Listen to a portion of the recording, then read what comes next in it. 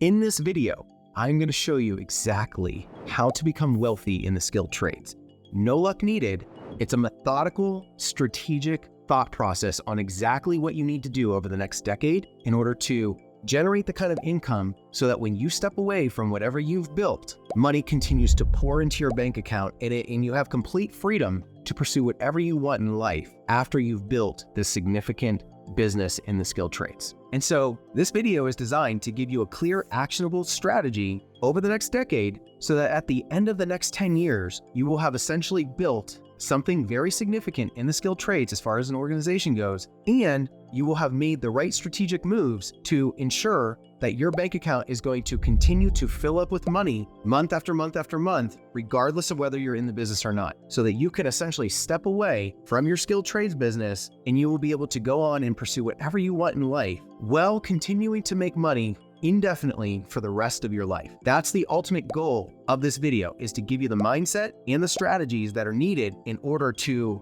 design a system for you that will ultimately continue to make you wealthy month after month after month without you having to do anything at the end of 10 years. So let's start off defining what wealth really is. Wealth is having either businesses or assets that are generating income for you while you sleep, or while you travel, or while you go and do whatever you want to do in life. That is what true wealth is. And so in order to get wealthy in the skilled trades, there's two things you need to do. The first is you have to own equity in a business, guys. Preferably, you want to own the entire business in the skilled trades, okay? And that business needs to cash flow, which means it needs to generate profit every single year. The second thing that you need to do is you need to have assets that also cash flow, okay? And assets such as rental properties like houses or apartments or buildings that have businesses in them. You need to own cash flowing assets. And so the rest of this video, I'm going to explain to you exactly the strategic things that you need to do with these two things in order to spend a decade building a system so that when you step away from that system, the whole thing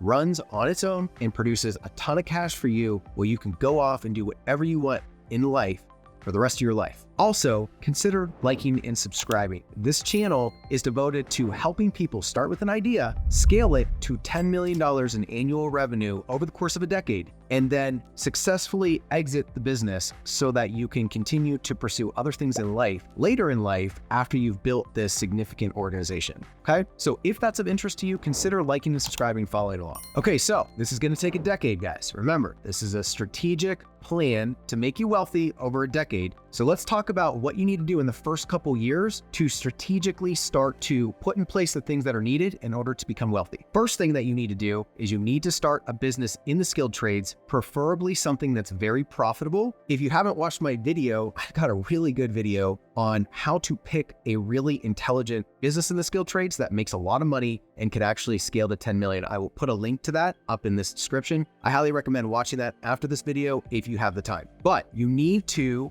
start a business that is profitable in the skilled trades. And in the first 2 years, you need to figure out how to get that thing to be doing roughly $1 million a year in revenue, which is really not that hard. If you follow some of my other videos, I explain how to quickly get to this kind of revenue mark. Okay, so you need to figure out how to get your business to be doing about $1 million a year in revenue. And of that million, 700,000 should be roughly expenses and payroll and all those things. And then you should have $200,000 to $300,000 of profit cash flow left over on the business. Don't go buying a Lamborghini with your $200,000 to $300,000 of profit when you get there. What you need to do is you need to do something very unattractive and unsexy, and you need to take that money and you need to transfer it into down payments on assets, guys. In these early stages, this is so important. You need to live underneath your means. Don't buy the boat. Don't buy the cool four-wheeler. Don't buy the truck, the really badass truck. You need to take that money and invest it into your first asset. Ideally, you want to be buying that first asset in your first year or two, and you are going to start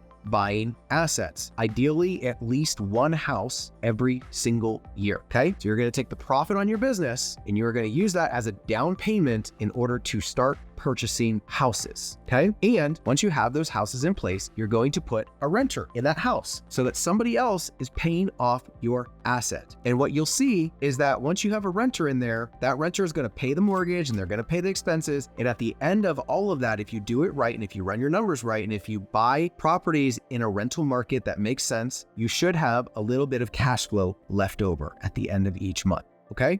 So on that first building, this is very unattractive. You've gone from having a couple $100,000 to having none of that money, but now you have an asset. So you've traded that money for an asset, and now that asset is being paid off by somebody else, and you have a little bit left over at the end of every month, something just small, $200, $300, $500. It's not a lot, okay? But that money that is left over on that asset goes into your bank account, okay? And that is money that you can spend on your bills and you can spend on your lifestyle. Over the course of these years, you're going to start buying up assets. Now, let's go ahead and pull up the next diagram and show you after 10 years what this could potentially look like. So we're gonna assume that you haven't grown your business to 10 million. You've just kind of been happy to keep your business at $1 million a year in revenue, okay? You got 5 guys working for you or 7 guys working for you. You don't want to expand. You don't want the headache of building a team. You just are happy with your $1 million a year business, okay? So that hasn't changed, but you've continued to take your profit and you have continued to buy houses. And now you have 10 houses. Okay, so over the last 10 years, you have bought 10 houses. So now you have cash flowing business and you have 10 rental properties that are also cash flowing, and you have renters in there that are paying off your mortgages. Okay, so after 10 years, this is starting to look pretty good.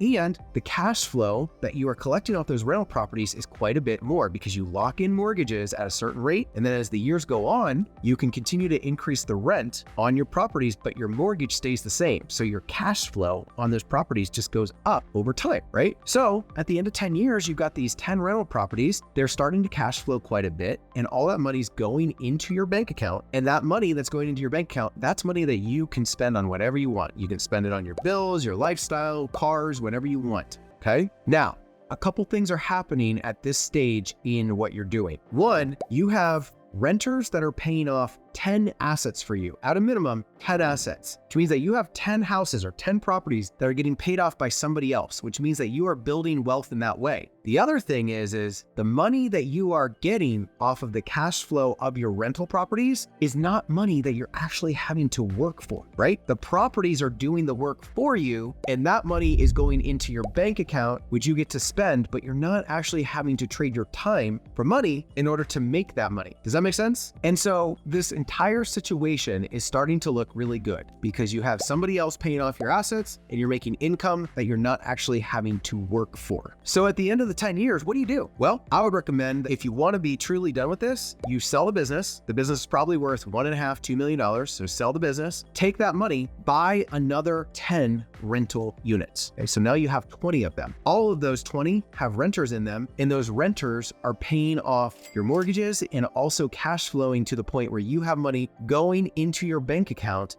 that you can spend that you did not have to do anything for. The buildings made the money and deposited it into your account. And at that point, guys, you are not managing a business, you don't have any employees, and you can literally at that point start doing whatever you want to do. You can travel, you can start another business, you can invest into family, you can allocate your time to whatever you want to allocate your time to. Because at the end of the day, your money that's being made is coming off of your rental properties, and your rental properties are something that runs completely independent of you as long as you have a good property manager that is actually managing all your properties and collecting rent and depositing that rent into your bank account and managing all the problems. And as long as you have that going on, you literally have 20 rental properties, at a minimum 20 rental properties that are going to work for you for the rest of your life. And you can do whatever you want. And those rental properties are always going to be there. And if one burns down, you got it covered under insurance. So you can totally cover yourself if anything were to go wrong. Everything that goes wrong is covered under insurance. So you basically just go into your future doing whatever you want, collecting money on a monthly basis because of rent. And that frees you up to basically continue to become more wealthy over time without having to do anything. Just remember, guys, at the end of the day, wealth is created by either having